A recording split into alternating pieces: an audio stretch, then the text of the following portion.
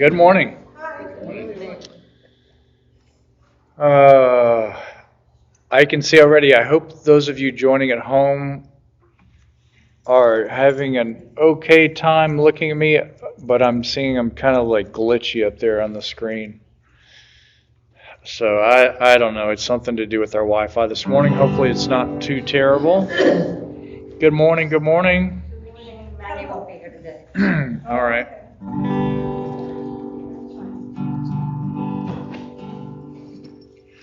Lord, the light of your love is shining in the midst of the darkness shining. Jesus, light of the world, shine upon us. Set us free by the truth you now bring us. Shine on me. Shine on me. Shine, Jesus, shine. Fill this land with the Father's glory. Blaze, Spirit, blaze.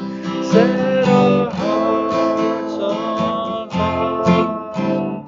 Flow, river, flow. Flood the nations with grace and mercy. Send forth the word, Lord, and let there be light. Lord, I come to your awesome presence, from the shadows into your radiance. By the blood I may enter your brightness.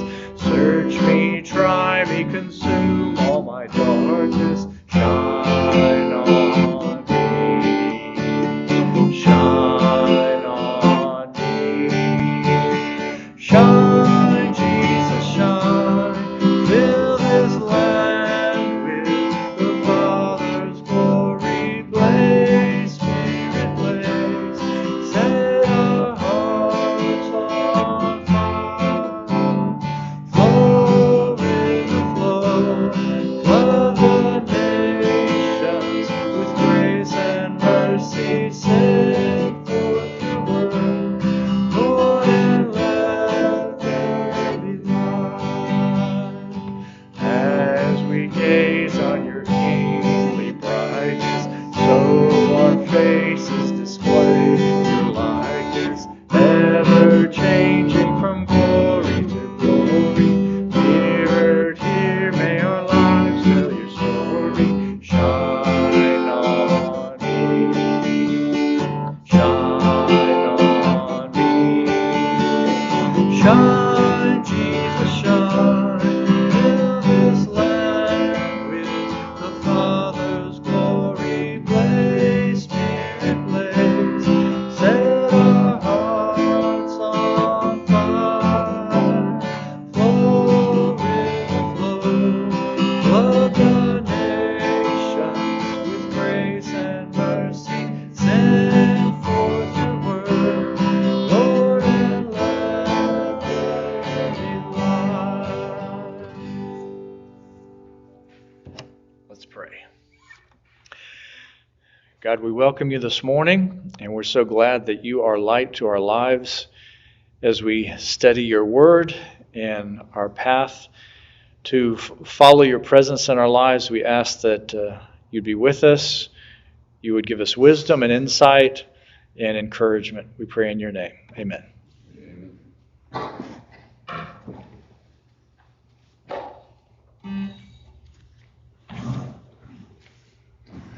Welcome, welcome. All right, good to see you here. And looks like we've got Maria and Paula, Judy, and Diane joining us out there as well. Did I get everybody? Thought I saw. Okay, that is everybody. All right. Good to see everyone today. So we are in step 6. I don't know what page. Because of this electronic book. My book was 56 when we left off, I think somewhere around there. But we all have different books, I You're think. still on the chicken and the egg?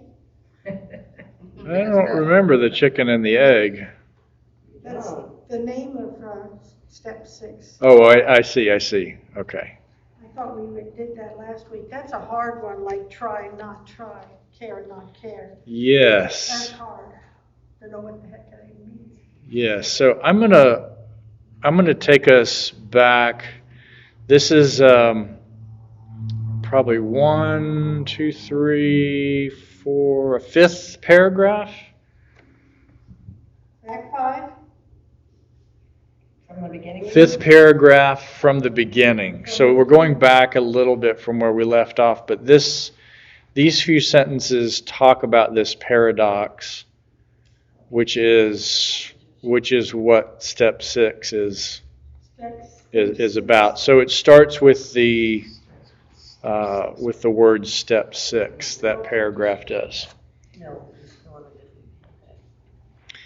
All right, so step 6 manages to again talk paradoxically. It's not the only step in here that talks paradoxically, but that if you're engaging in a spiritual journey, paradox is either your best friend or the greatest challenge. But I think essentially in the spiritual walk, paradox is really the best description or the closest description to reality that we have. Because That word, whatever that word means is paradox, is that what? yes, paradox. So paradox is there's been many different ways to try to understand this truth about reality. We understand things dualistically, so we're used to understanding and having meaning based on opposites. So black and white, up and down, love and hate, whatever that is, we're used to these, and that's the way that our language is formed, that's the way our stories go. And so we're used to dualism, but when you look close at reality, what you find is nothing is ever purely this or that. There's always some connection between those two. And so that's why we have phrases like the flip side of the coin. Reality is the coin. It's not heads or tails. And so that's the paradox. The paradox is that we deal with both of these. So the paradox of step 6 is we must first fully own and admit that we have defects of character, but then equally step back and do nothing about it, as it were, until we are entirely ready to let God do the job. So this is the paradox. It is the paradox of we understand our defects, and we also understand that our defects are under the umbrella of our responsibility in some way, because they're ours. So we have to own them. But when we own them, we have to equally step back and say, but I am ready to let God take care of these defects because I can't fully fix my defects. So we can go through life when we make good decisions, when we have when we manage, I won't say control, but I'll say manage. When we manage life, when we're responsible for life, that's a good thing. But there's also a part of what we're managing that we really, truly don't have control over, or that we cannot manage. And some of those things, some of the things that we're not managing, we should and we could manage. Some of the things that we're not managing, we couldn't manage no matter how hard we tried, right? So here again is this paradox of like, I need to do my best and I need to manage my life, but at the same time, I need to back off and let go and stop trying, because there are some things that I can't control and I can't manage. And I have to, the only thing that I can do, the response that I can have is step 6, which is similar to step 6. 6 is talking about defects, but there are parts of our life, defects and other parts that we have to turn over to God. And when you, again, this is talking about defects. We are talking about defects, but what we will find is it's not just the defects that we have to turn over to God. It's all of it. It's our successes too. And this is kind of if we get a revelation of God's grace, it is that God is actually doing more in our life than we realize or than we give God credit for.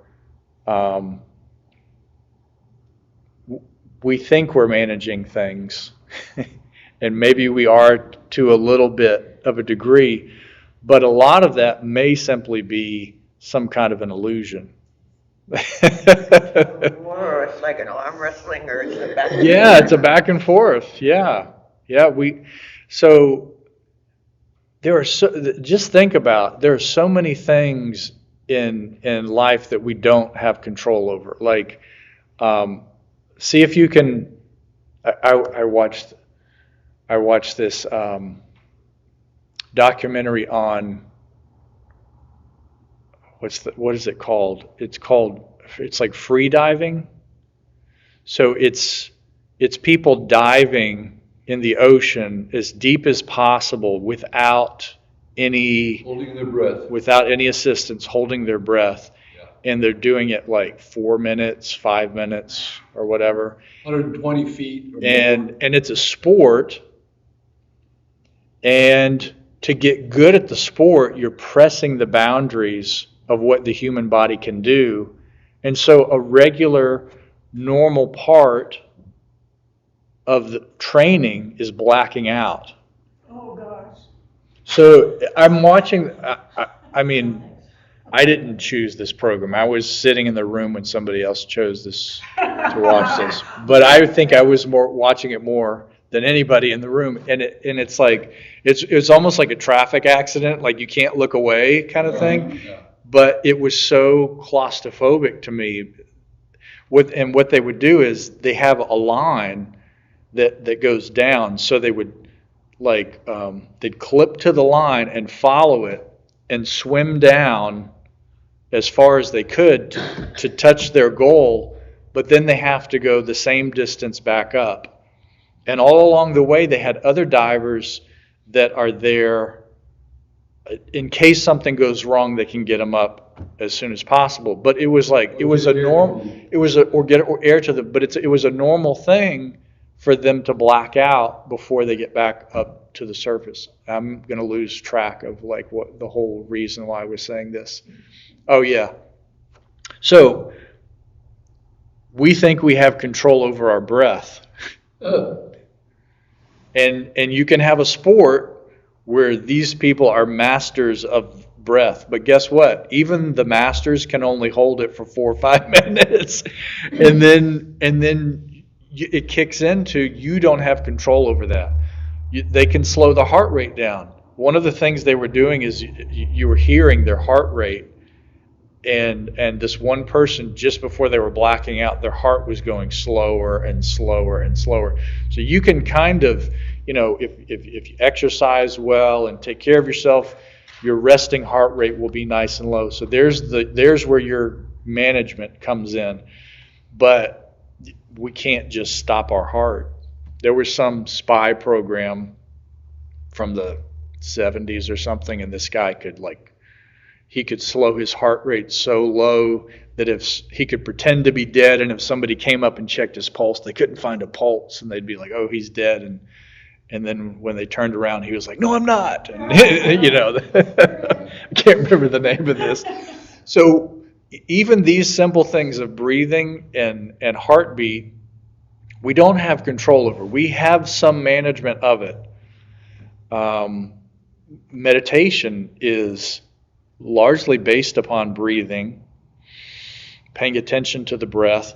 But one of the reasons why it's paying attention to your breath is you're paying attention to the reality that you can't control, of something you can't control. You're paying attention to one thing that's easy to pay attention to. It's right there in the center of your body. But even these things, there's no defect in that. The fact that we require breathing and heart beating in order to be alive, there's no defect in that. There's nothing wrong with that. But we're limited by that as human beings. And so we can manage some of that, but our heartbeat and our breath is a gift that's given to us. And so to a large extent, the spiritual walk is being aware of all these things in our life that have been given to us gracefully and lovingly as just an opportunity to experience life. And I think that attitude and mindset will take us deeper and further into the enjoyment and fulfillment of life than anything. So, but there are things that we manage a lot, I mean, how much time do we spend on grooming? Because if we just let it go, nobody would want to hang out with us anymore or something like that, right? So we manage this kind of stuff. But if we just went au natural, you could, and you'd probably be fine. But we manage those things for particular reasons. We manage things like a career path or the relationship choices that we have or the church that we're going to be a part of. How we spend our day. These are things that we manage. But at the same time,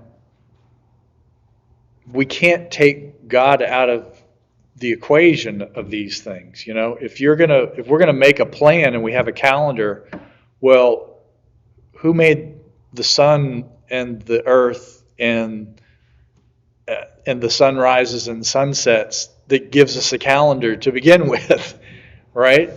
And so defects of character, when we're entirely ready to let God do the job, it's probably going to be a lot easier if our mindset has been that God is a part of everything that we do all the time anyway, and God's grace is really the thing that's making our life what it is, and the story of our life is a gift, and it's we've had some input into it. It'd be interesting to see what the percentages are of how much input do we really determines who I am and what my story is, versus the people that have been around me all my life and the God that has created all of this stuff. I'm managing a little bit in relationship to everything else. So that attitude will help a lot, I think, when we're ready. I think maybe one of the biggest things that makes us not ready would be if we have the mindset that we are in control of everything, or we can be in control of everything. And I'm reminded myself of this tendency. Somewhere in here I've got, everybody has, if you're looking at the mental health spectrum of different disorders, everybody has some tendency toward all of the different disorders that are out there. For me, I can see how OCD makes me put these things exactly in the same place, and say I've even got my two paper clips here and they're parallel to one another. You know what I'm saying? So there's this part of me that's like keeps telling me I need to manage, and if I kind of have things exactly in their place, I've got better control And if you wanted to, over you everything. could move those paper clips, but you don't want to. I could take them and I could just throw them there, but then after a while I'll be, oh my gosh, this goes over here, you know. So I mean, we have tendencies toward different things, and a lot of those things are probably related to this idea of how we're managing life or not, you know. So I've heard also. I've heard a definition of anger as unrealized expectations, or it's like it's the response, the emotional response that comes from unrealized expectations. There may be some other things, anger or other things that are included, but I think that seems to be a pretty common response. Generalization. Right. So why am I mad? Because I expected things to be different than that. And so I'm mad about it. It's like this is my way of, it's like there's a part of me that needs the energy and maybe even the emotional push to change things so that they can match what I expect. You know, if somebody says something to me and I didn't expect them to say it that way, and I don't like it, then I'll get mad, and then I'll have the energy to do whatever I need to do to threaten that person somehow so that they can fix it and get what they said back to what I am expecting, right? So just think about, I mean, we're surrounded by people, and everybody has their expectations. It's no wonder why everybody gets mad all the time, because nobody's expectations are exactly the same, you know? And it's a huge part of like new relationships. Like when, for example, if a pastor comes to a church and is the new kid on the block, having conversations about expectations should probably be the priority, along with getting to know people. And those two are related to each other. What are you expecting from me? What am I expecting from you? And talking through. And then there's a whole, in healthy relationships, we're constantly negotiating these expectations. It's like, well, I'm expecting this from you. Well, I can't give that to you. So what would be your second choice? What would be the next best thing? I can't do that either. Is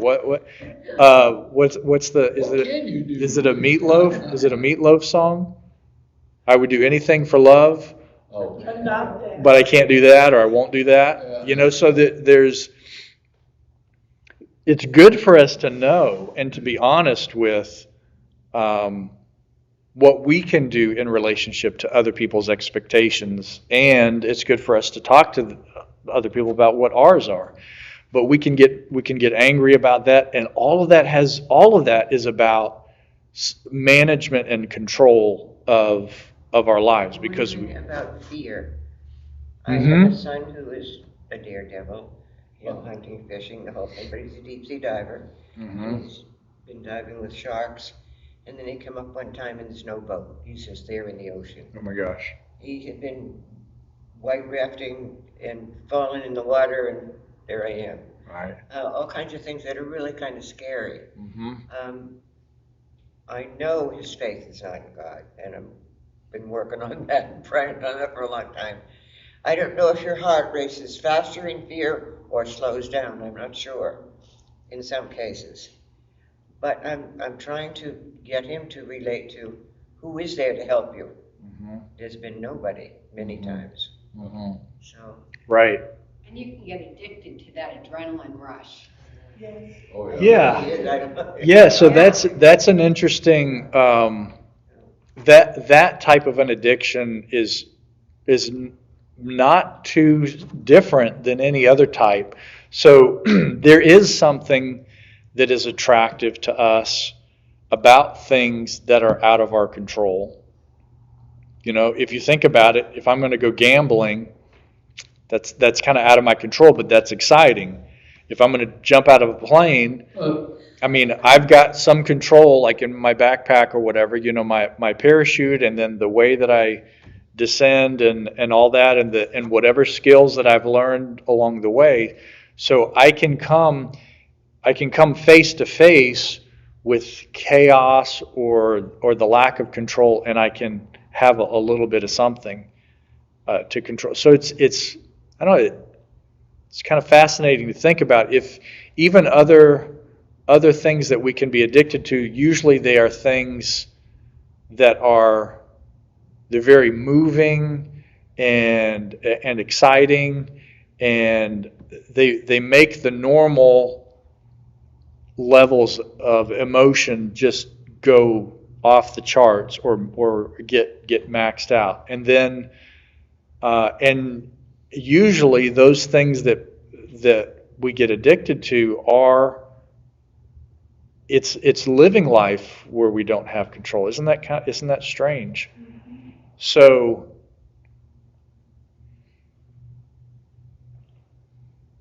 I guess one of the things that is also related to that is each one of these things is kind of a guaranteed. It's guaranteed chaos. It's a guaranteed rush. It's a guaranteed.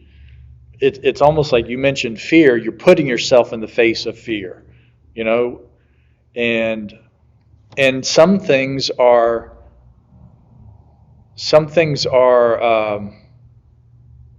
more. Some risky things are more attractive to some people than to others. I was thinking about this not too long ago. So there are some risks that I'm willing to take. Yeah, I've used the example of riding motorcycles. So that's something that's a risky thing, but it's something that I'm willing to take. On the other hand, there are risky things like go out and make a new friend. That's risky. That I don't know if I'm ready for that. You know, sometimes I might say like, I don't know if I want to put myself in a social situation where there's risk. And some people are the exact opposite. They'll go into social situations with risk, and it's exciting, and it's kind of like you feel alive, but they're not going to do something like jump out of a plane or get on a motorcycle because that's crazy, because that's too risky. So each one of these things some of it's risks. Emotional risk, and some of it's physical risk. Mm-hmm. Meeting a new friend would be an emotional risk. Right. Riding a motorcycle, skydiving, that's a physical risk. Right. And they each have their own consequences. They do. Well, like loving someone with your whole life runs the risk of losing that person, and the emotional devastation from that sometimes might seem to be worse than a physical. Well, we've all seen the video of some guy proposing to his girlfriend, you know, at the baseball stadium or wherever, where thousands of people are watching. He's down on one knee with the ring, and she looks and goes, Yeah. And he's just there on his knee with the ring going like, yeah. See, a conversation about expectations would have been good to have. Yeah. if I ask you to marry me, what do you think Sandra? your answer might be? I have thought about this. I feel like our culture is in a problem right now because men for tens of thousands of years had to like that rush to pillage, to go out and hunt the animals, and the wife or the women at home would have to multitask, visit their neighbors while they cooked and maybe pick some berries. And I feel like right now men, and I don't understand it, that's why I'm bringing it up, men when I watch news and things, men seem to be torn at a loss. Why are women good now at these jobs that I wasn't doing for 10,000 years? Yeah. Yeah. And I feel that's a lot of the conflict we have right now. It is. It is. And so the shifts have been the expectation of roles. Who does these certain tasks? And as we've evolved, we've blurred that line between, if your biology is this, we're expecting you to do these types of things, and if your biology is this, we're expecting you to do these types of things.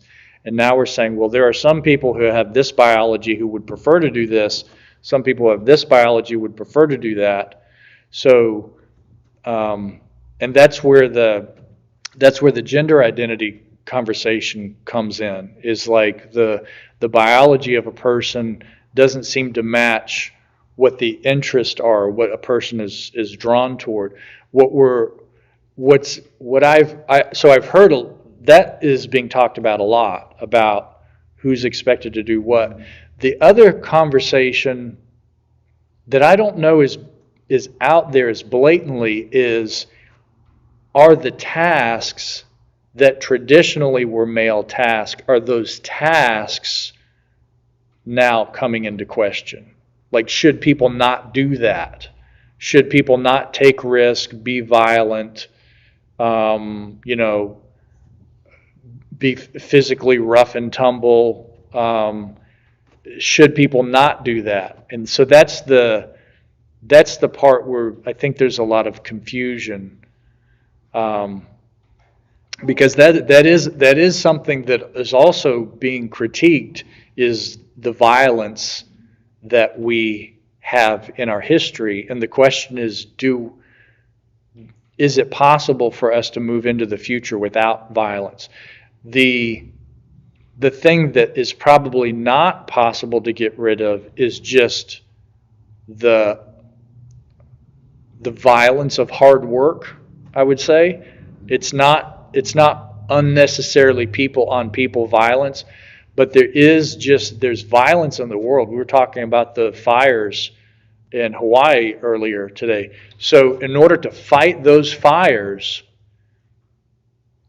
we can talk about how unjust those fires are until we're blue in the face, but it is just a reality that life is violent. Hurricanes are violent. Fire is violent.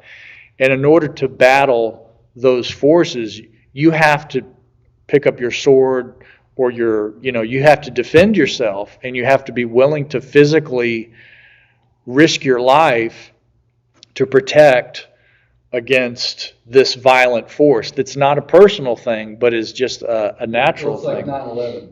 Perfect example there, where the firemen rushed into the building that they knew they were not going to come out of. Right, yeah. Right. So that's the question is, I think that aspect of life is still very much there. But it doesn't only have to be men that do it. Well, I guess I'm thinking in terms of a lot of, what do you call it when somebody has machine guns and kills a lot of people? It's usually male. Yeah. But I feel like there's some concern among men who are good at these physical skills. They're not sellable anymore. Mm-hmm. Where the woman can go into an office and work with the other people. Right. So it's not really just misogyny. It's that where your skill's sellable, and they're wondering why I'm so good at being strong that I don't make as much money as my wife. Right. Yeah. So we're figuring it out, and it has been messy. It's been very messy, but there will always be office jobs or jobs where you don't have to have calluses on your hands and you're using a mental skill. There's always going to be that. I mean, looking into the future, the more technology becomes a part, that it seems like we're going to have people that understand that, can work with that, and have the brains for that. There will always be need for physical work. It's work some people like, a lot of people don't like. You know, Somebody's gotta build that building. I mean, if you've seen getting the materials, the raw materials to make an amazing thing like this, you probably don't. Not an office job. This is kind of like you've heard the story of a hot dog. If you knew how a hot dog was made, you wouldn't eat a hot dog anymore. If you knew what went into this, we probably wouldn't buy them, because it's little kids going into mines and getting these raw materials, and it's even if you didn't give the job to children, even having adults do certain things, mining for cobalt or whatever it is. I mean, that's just one. There are lots of physically demanding, jobs that are out there. I was just evacuated from Maui. They got home safely, but a lot of them, many died. Yeah. Yeah, it's devastating, and we need to be prepared as humans for these types of things to happen, because they'll keep happening. It's just the nature of nature that we will face things that are challenging. I mean, some of it is nature's fault, and then some of it is, why am I living on top of a volcano? Yes. And it's like Katrina. Katrina was devastating and horrible. Why is there a city under the water? Why did we build a city under the water? So we're living in Florida. I mean, according to some, this is, we're going to have beachfront. We're going to be Key West at some point, and then later on, Jacksonville's going to be Key West. But this is part of life. We're facing these things. So facing these things means understanding we manage some, we can control some, but we are more, let's say, adapting to just the nature of the way life is, good and bad. Great. I mean, falling in love is natural. It's a part of life. It's this amazing blessing that is given to us. And then there are other parts that are The rejection part. yeah, that's not fun either. So, but being ready means knowing, I think, how much control that we have. It's funny, being ready is being ready to let go. And I've been thinking about this word since we've been on this chapter. What is ready? What is ready? What do we do to be ready? I mean, just based on what we're talking about here this morning, the only thing that I can think about that would make us ready is just constant reminders about what a gift this life is from God, and how much God is a part of all of this, and that we really don't. We add 2 cents, and then the rest is from God and from people around us. And to be ready to start over. You may lose Yeah, it all. sure. You may lose it like Hawaii. You can stay on Lost it all track. in You a can stay on heartbeat. track, or you get derailed, and then you have to decide to go back. Yeah, when I became Christian, it was because I was ready. I was sick and tired of being sick and tired. Yeah. I was ready. Yeah. I was done. And hitting bottom is the kind of that's one of the ways. The older you are, of course, the house, you get ready to go, dump everything that nobody wants. Right. But the other part of it is that you realize that many of your friends are gone, and that's part of your thinking. Well, they're all gone, I don't have anybody left, and maybe Right. I'd rather be in heaven than what I'm Right. doing. All of this is God gets you ready. Now, I've always talked about every day should be an adventure. This is going to be the greatest adventure of my life, and I can't wait. Everybody thinks differently. That's a wonderful attitude to have, because that's an attitude. An adventure means you're going somewhere that you don't have control over. And that's the joy and the excitement is like, I'm going to be surprised. I'm going to learn something new. I'm going to face something that I won't know what it is until I face it. So that's maybe that's getting ready. Maybe it's having an attitude toward life that, because the other way to think about it is I've seen how life can hurt me, so I have to be smart and learn all the ways to protect myself. So I'm not picking on anybody, but we have preppers, right? This is part of the culture that we live in. So preppers are ready for the end of the world, basically. They're ready for like World War III. They're ready for economic collapse and for societal collapse. And so what that would mean is we probably lose sight of the fact that we really have everything brought to us. I mean, the fact that we can just go to Walmart 5 minutes away and get anything that we want. Now, if we're picky about, something, we can go somewhere else. But essentially, we have places you can go. You can get everything. Get all your food, get all your belongings, get everything you need. So we're just so used to that. And so what if suddenly the truck stopped running and the train stopped running? What would happen? Well, first of all, we'd fight over whatever's left at Walmart. But then as soon as nothing is left there, then it's back to, are we ready to produce your own food and build your own house and all that kind of a thing? So we're not ready in that sense. But the prepper says, I'm ready for that. And so the prepper has like the underground bunker if in case the bombs go off or the zombies come or somebody or the Russians come or whatever, and then all the food and clothing and communications and everything is there. So that's the other way. That's more like the analogy. That's the other way to face life. One is it's an adventure. Let's go have some fun. And the other one is let's get ready for the worst. So those are kind of different attitudes to have. And I don't know what makes us ready.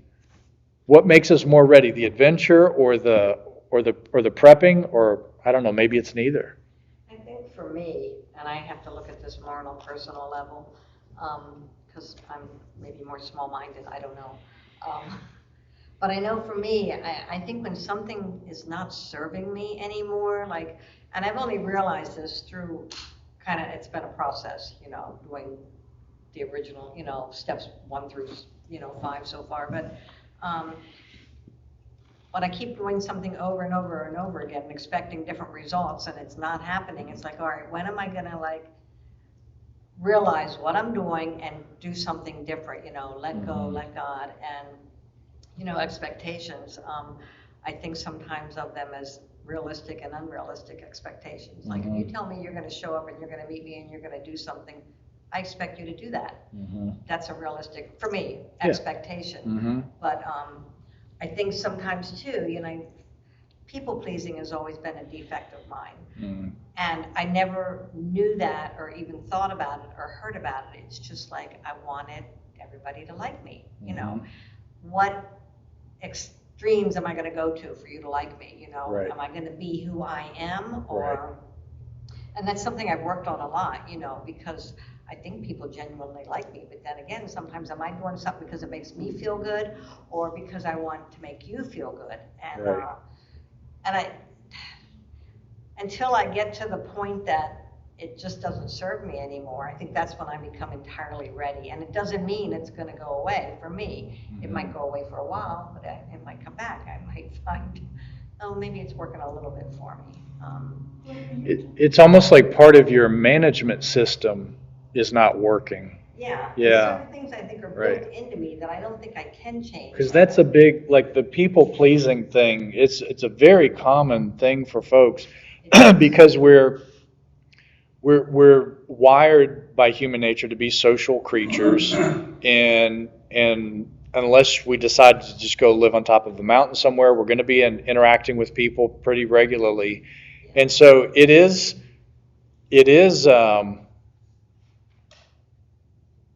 it seems like a pretty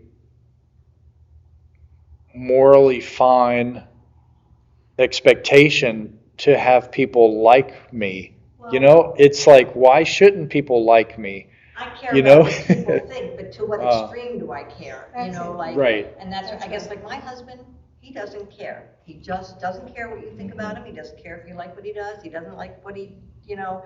So I think there's a balance in there somewhere. Yes, You know, yes. I do sometimes maybe care too much, and not as bad as I used to be. There's But, and there's different because I think it's respect. For me, Yeah. it's like, so there's different strategies to get to that place of having people like you. You know, now I've met a lot of people that came across like the I don't care that's my husband. attitude.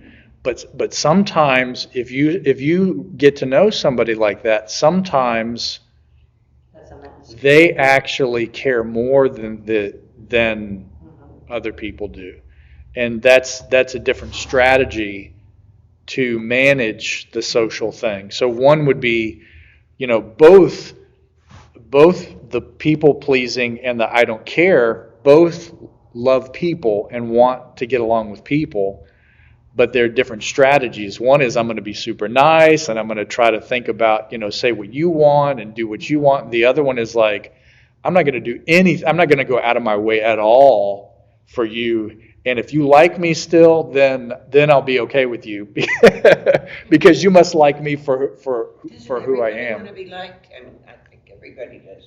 I think everybody wants to be liked to some degree.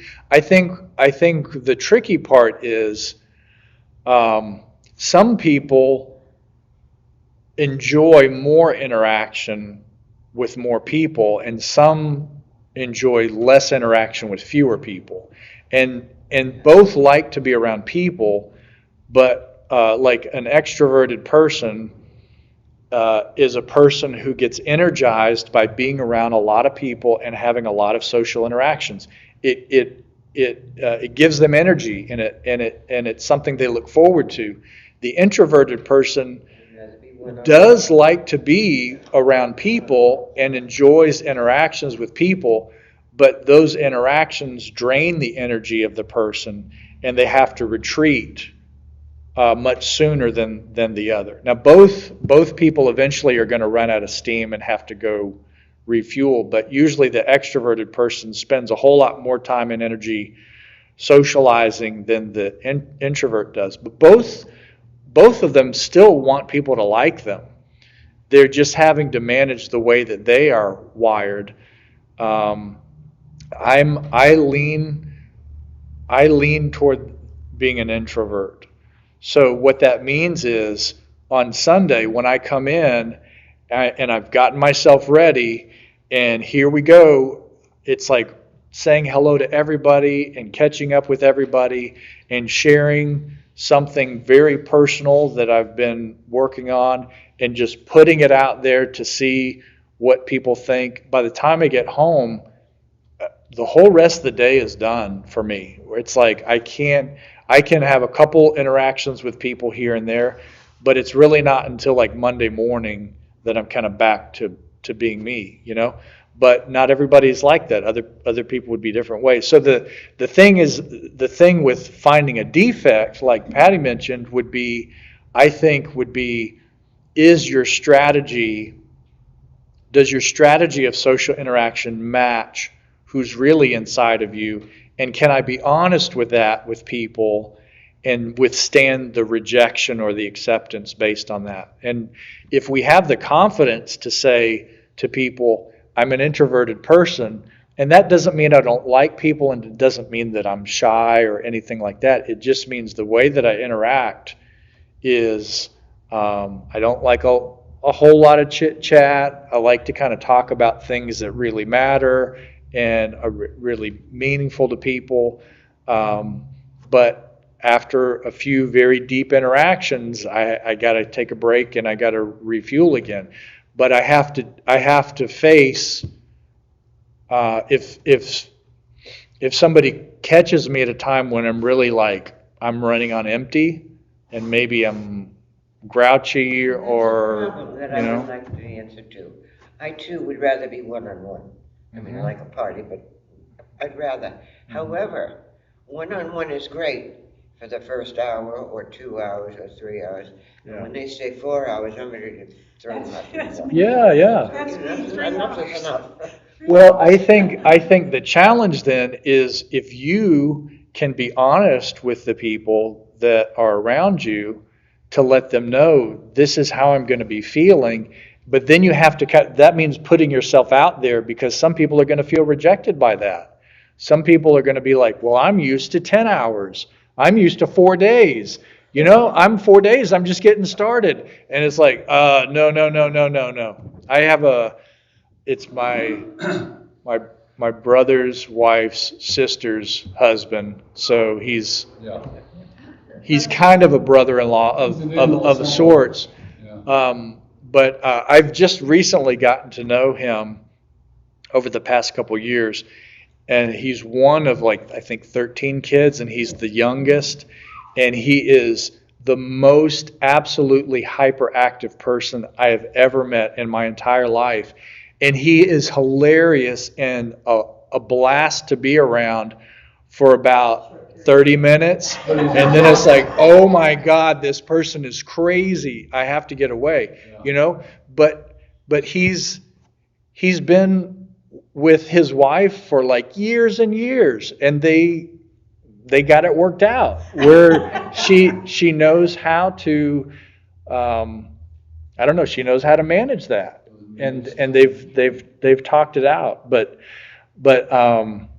yeah, but being honest about who we are. Authentic, I think, and Yeah. sometimes I really admire people that this is who I am, and you like me or you don't like me, and I'm like, sometimes I really want to be like that. And Yeah. to some degree, but again, Yeah. it's that balance. It's like the best of both worlds somehow. Well, but it's whatever works for you, I guess. Yeah, and the other part another person's defect is they're not letting enough people in, and that is detrimental to their personal life. It really is, because people need friendships, and they need camaraderie, and they need love. And if they've kept everybody at arm's length because I don't care, that's probably not being authentic or being honest as well. So those are both defects that make us. They both require us to be vulnerable. That's the only answer, is to be vulnerable. And if we can be vulnerable and let our confidence be built up in that, that's when we become a vulnerable, authentic, honest person, But is it only a defect? Like if it bothers me, if it doesn't work for me, or I'm uncomfortable, I get to a point where I'm uncomfortable with something I'm doing or not doing, that I want to change that. It might not make a difference to you, but I mean, you'd have other defects, or you might have the same. I don't know. Well, that's so. If a person is people pleasing, that might, for some people, that might come across as hey, that's nice. She's doing a bunch of stuff for me. That's cool. What? Of course I like her. She's always doing stuff for me. But I think with time, that might not work out. Yeah. That might get annoying to the other person. They're like, stop apologizing. Right. Stop doing stuff for me. It's I like you. You don't have to. So then it's finding that perfect spot where it's you can be yourself and do nice things out of love, and you're not doing it out of. And that's really hard to figure out. Those are the things that would help me recognize it's a defect, I think. If you're really my friend and... Oh, you need somebody to tell you? Well, or not always, but sometimes Okay. I might not realize that I'm doing Right. something that's maybe not... like, I do have a friend that'll say, stop saying you're sorry, Oh, right. you know, Right. because she loves me for who I am. Yeah, yeah. And, Well, you've so- had conversations about that part that you've had conversations about your defect. Yeah, so it's Right. like, oh, okay, well, Right. you know, I didn't even realize I was doing it, but, you know, maybe that's something I need to look at. Right. As somebody who, Did you apologize for saying I'm sorry? yeah, that's the rub. There's yeah, there's other things like somebody who is isolating themselves and therefore that's becoming detrimental to them and to their relationships, might need the friend to say, hey, we got to go out and have some fun tonight. I don't care if you don't feel like it. Let's do it. And then that kind of presses that person to. And actually, you know what, I just texted somebody that I sponsored today and said, you know, I haven't heard from you, you know, and she wrote back and said, you're right, thank you for, you know, calling me on that, because she struggles with that sometimes. So yeah, I think like if we truly care about somebody, I know people that I really care about and I love, whether I say it verbally, they have permission to, like, that's why they're my friends, to tell me, because they love me and I trust them. I don't know, don't tell me what I want to hear, tell me what I need to hear, Oh, absolutely. so that I can look at that maybe. I have to say something because I wrote the word denial next to this paragraph. And you mentioned a prepper who I've never heard of. But I think that duality thinking is like we need to be aware of what people are thinking of us, because maybe there's some adjustment, but we are on a continuum. And I don't need to judge myself because I'm more introvert than extrovert, or judge you because you're more extrovert than introvert. Yeah. I just need to take care of myself. But that duality thinking messes us up on a lot of stuff. Yeah. So the two parts, what other people are thinking and what we're thinking, this is usually we can go one way or the other. We only care about what other people are thinking, or we only care about what we're thinking. When the thing is to be in relationships with people, we have to take both into consideration. So it is good not to completely base your self-esteem on what other people think of you. Because if we do that, we will end up becoming somebody that we're not, because we're just trying to be whoever they want me to be. And then everybody's going to have an opinion on what you should be and who you should be. So you're going to end up being schizophrenic or something. So we have to also take into consideration what do I want from my life, and what do I really like, and what do I really enjoy, and can I be myself and show myself to other people, and hopefully have people appreciate me for who I am, you know. But if we're going the other way is I don't care what other people think, I only care what I think. That person has to step back from themselves and be like, you realize you don't live on a mountain by yourself. You live with other people. So taking other people into consideration is going to be a good thing too, not to just think about yourself. So that's the paradox again. We need empathy, because I can love better and be more thoughtful if I know what you're thinking and feeling. If I don't care what you're thinking and feeling, and then I try to be nice to you, it's probably not going to work, because I don't know who you are, you know. So there has to be some of that. But if I don't know who I am, I'm going to, you know, people are going to be confused. Who are you? What do you want? You know, what do you like? And sometimes we don't know who we are, and it takes a while to figure that out, you know, and then other times we don't know who other people are. So that's the other challenge too, but you need both. The serenity prayer comes in. That's right. Yeah, I can do what I can do, and I can't worry about the rest. It's And then God helps to me. know the difference. And to know the difference. That's the big one. And You the know, only it's- thing constant is change. Yeah. I mean, Right. we're constantly Right. changing. anyway. So being ready might be, yes, it would be kind of being sick and tired of being sick and tired. It's kind of like things are not working out. Those tend to be, I think, I don't know if it's a human nature thing, but it seems when the thing is broke is the only time that we fix it. We don't tend to make minor adjustments along the way. It's like, do we take care of our car all the time and check the tires and the oil and the gas and take it in for regular? Do we do that, or do we just drive the thing until it breaks down on the side of the road? The car of our life. Do we take care of ourselves along the way? Are we making little tiny adjustments? Or are we just like, I'm going for it, and then just fly down the road, and then when it breaks, then I'll fix it. Then I'll know. But a lot of times, with that analogy, it's like sometimes that method is like, by the time you've done that damage, you can't fix it anymore. So it's adjustments along the way too. Maybe it is recognizing there's a real problem that brings us to this place of readiness. Maybe it's just some insight that we get somewhere along the way that makes us think twice about ourselves and about the people around us.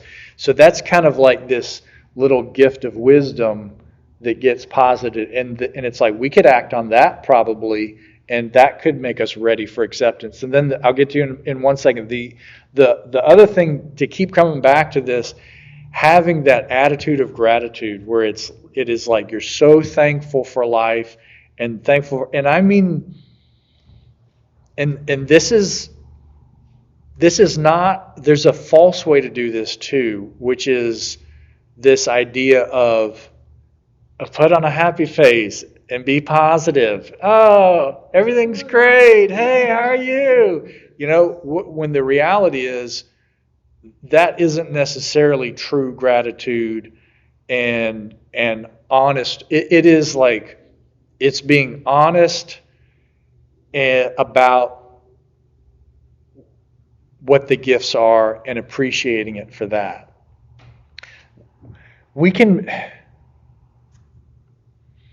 So there's a phrase that we say in church: God is good all the time, right? True. But if we're honest, there's parts about this life that God made for us It ain't so good. that's not so good. That doesn't make sense. Why is a person born with all these defects when there doesn't seem to be any reason? Why do these hurricanes destroy property and people's lives? Why disease? Why does it, so there's that part that's like, it's part of creation. And it's really hard for me to buy into that once upon a time, somebody took a piece of fruit and ate it when they weren't supposed to, and that made everything go to crap. That's the super simple, if we hadn't done this, then everything would be perfect. But then again, there's more to it than that. what's perfect for you may not be perfect for me. Yeah, absolutely. The very first part of Genesis actually talks about how what existed was chaos, Yep. and God made a garden. So God made the chaos.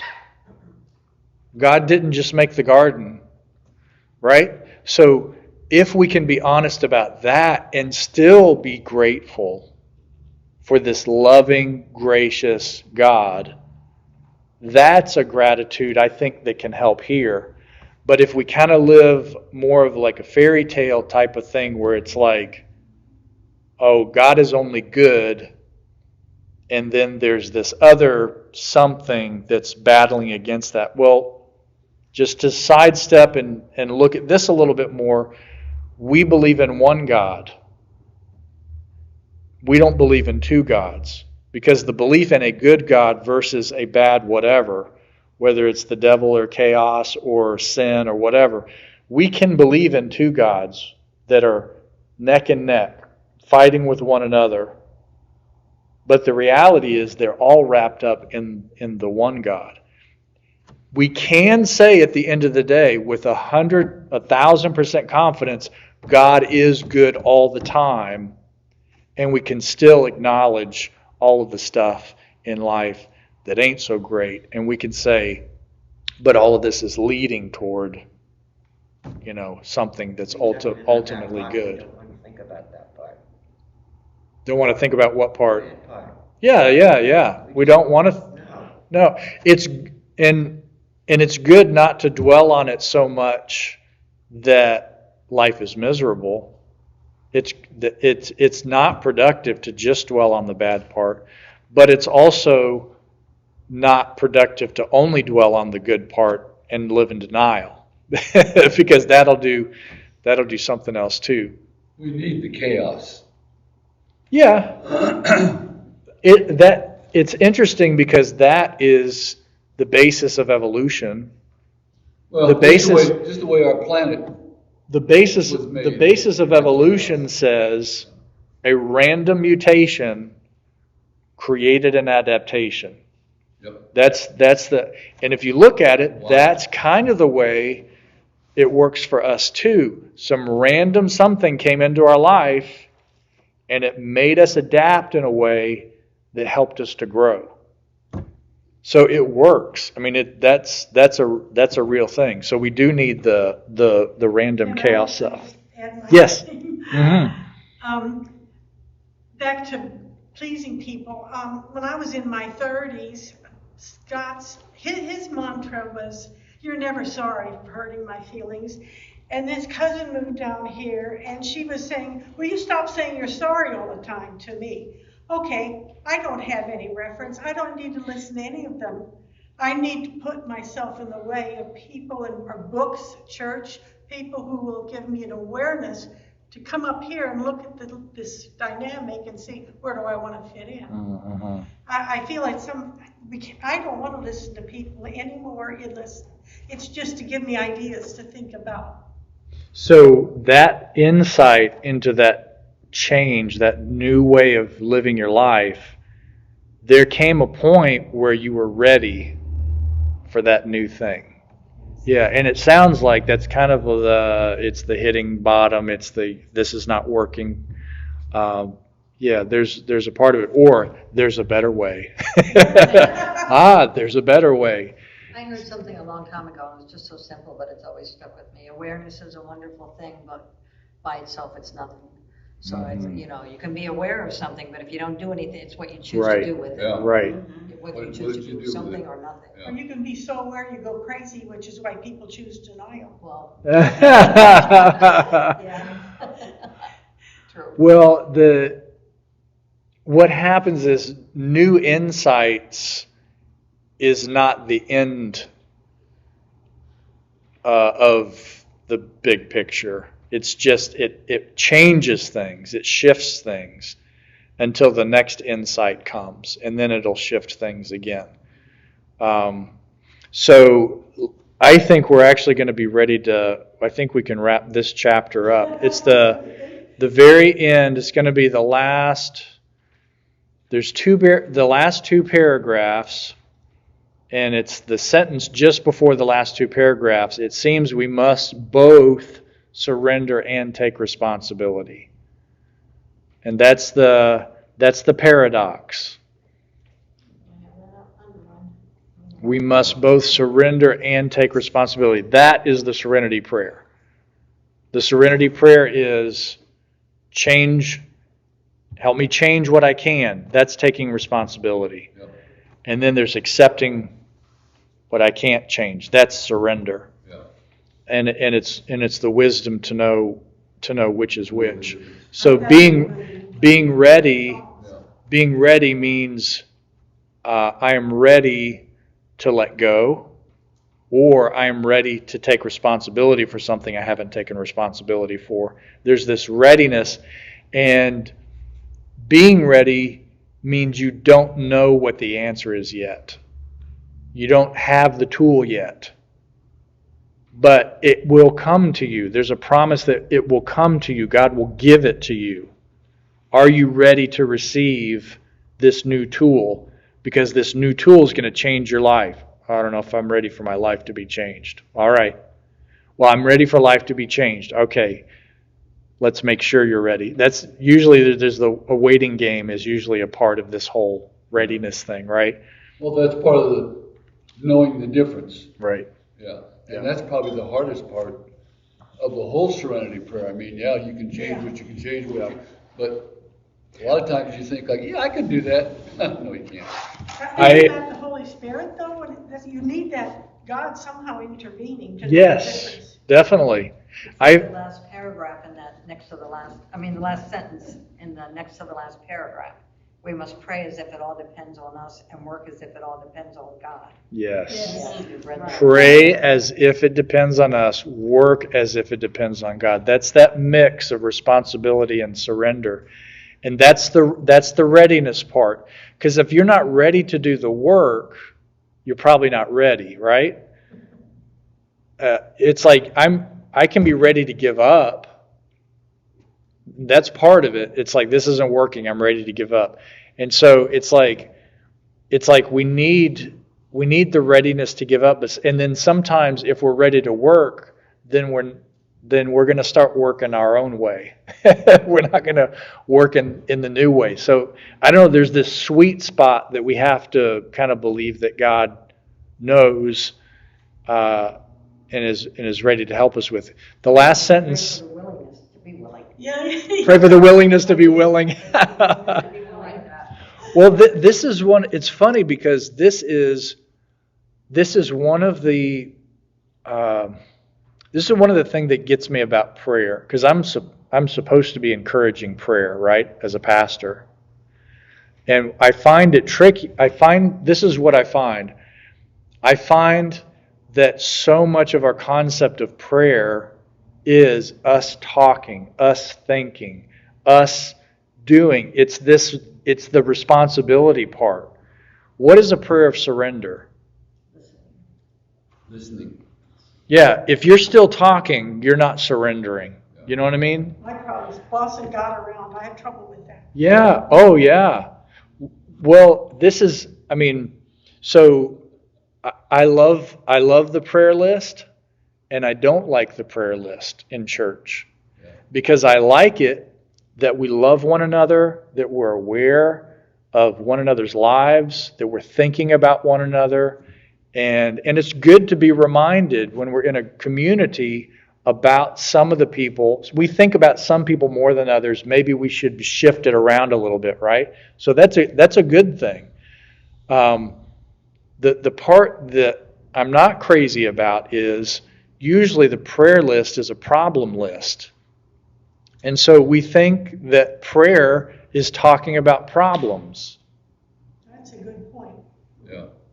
God, I need to give you the list of the problems in my life or what's around me. And I need help with these problems. Did you have it back to me by 6 o'clock? So this can be leaning toward this taking responsibility part, where it's like, I'm responsible for the people I love. I want to take care of them. God, I want you to take care of them. That kind of a thing. So it's in that way of thinking. The part about this that we're talking about, surrender, is hard, because how do we encourage prayer where people just don't say anything? Here's the prayer list, and there's nothing on it. The prayer list is, go sit and be quiet.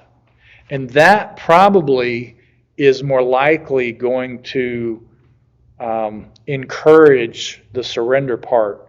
And when we look at these steps, we recognize how huge surrender is for the life of faith. Yeah. And it's like, if we can't surrender, we can't do this life of faith.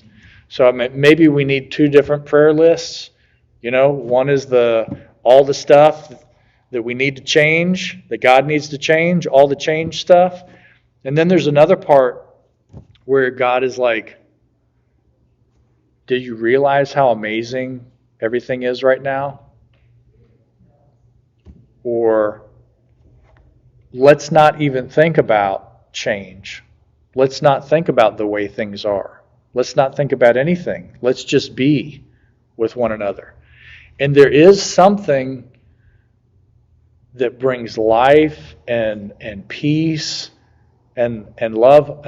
When we're with people that we love, sometimes it's nice just to sit and just be with one another. And we don't have to be we don't have to be traveling the world, and we don't have to be cleaning the house, and we don't have to be having a serious conversation. And it's just being with one another. And there's some surrender in that. We're just surrendering to giving up all the work that we're doing. And let's just be. Conversations are when you say nothing at all. Yeah.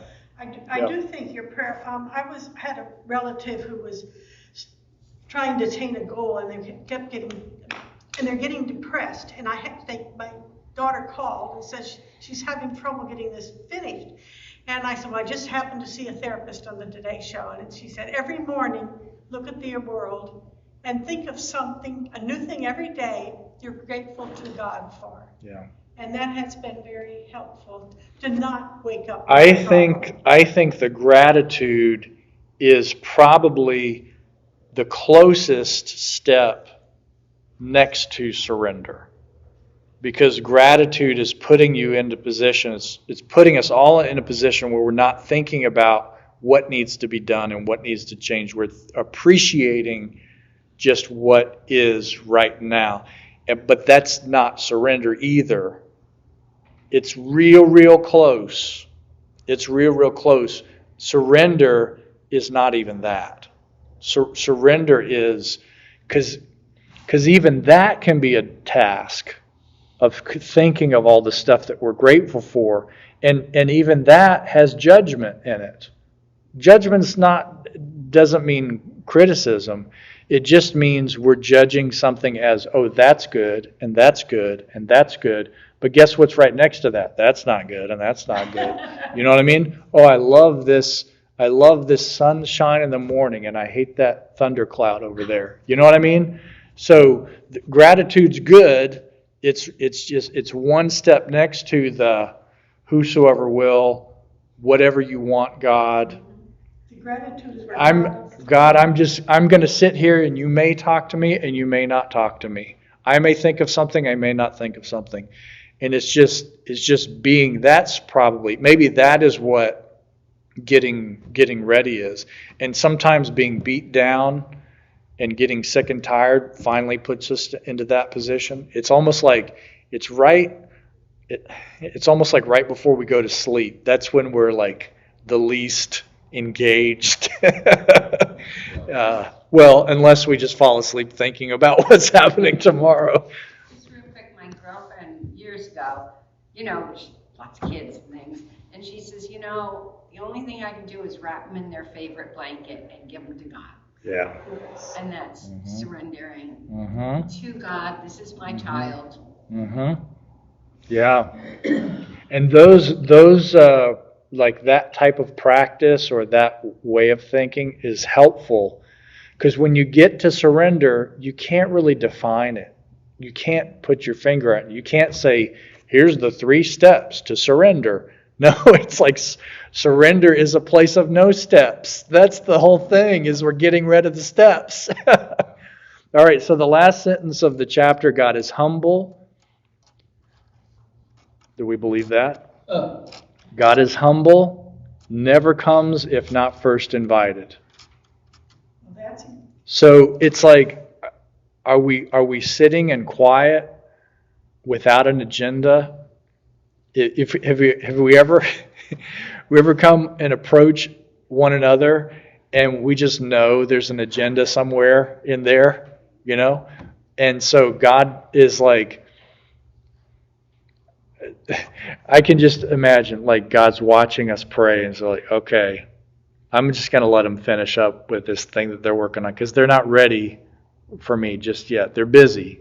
They're busy working on their thing. I'll just wait. I'll wait. Oh, I guess not today. Maybe tomorrow.